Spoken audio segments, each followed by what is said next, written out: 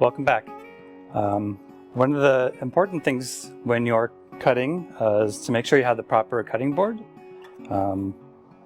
The red cutting board is used for cutting raw meats and preparing raw meats, like beef, veal. The blue board is for preparing seafood.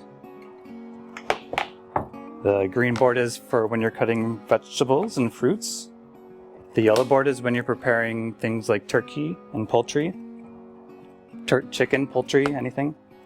And the white board, or also the brown board, that's just when you're preparing like basic already cooked food. The next important thing when you're using a cutting board is to make sure it's on a flat level surface.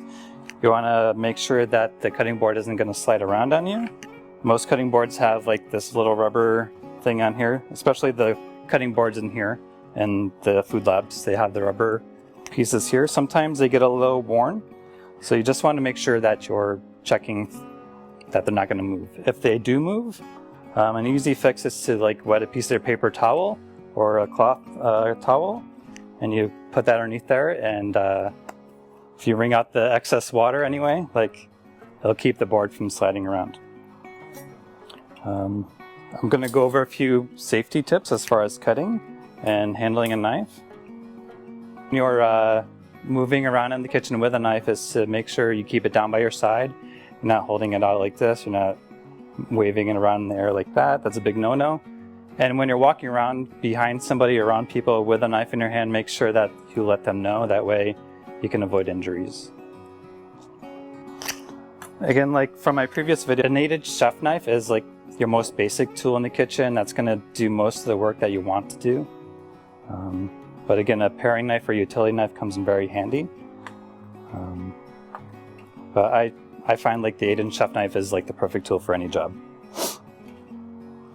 You want to, when you're holding a knife, when you're going to be cutting with a knife, the best grip, the grip that you want to use is here. You want to pinch the knife between your thumb and your forefinger, and you make sure you have a nice firm grip along the edge of the handle like so.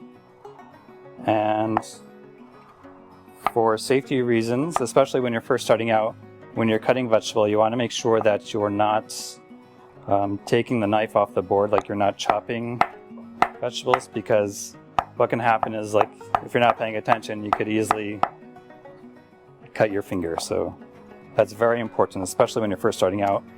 And so my chefs in culinary school always said that if they hear the knife knocking on the board, you're doing it wrong. So when you're cutting, you want to do a nice solid rocking motion, and you're always the placement of your fingers. A lot of people, there's like different variations on how to hold a vegetable. Like this is what they call the claw technique. You create a straight edge with your knuckle. Let's make sure that you're protecting your fingers, the edge of your fingers, and that you can keep a firm grip on the item that you're cutting.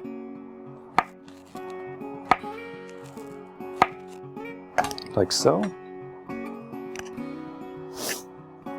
So with that, I'm going to move on and show you different vegetable cuts.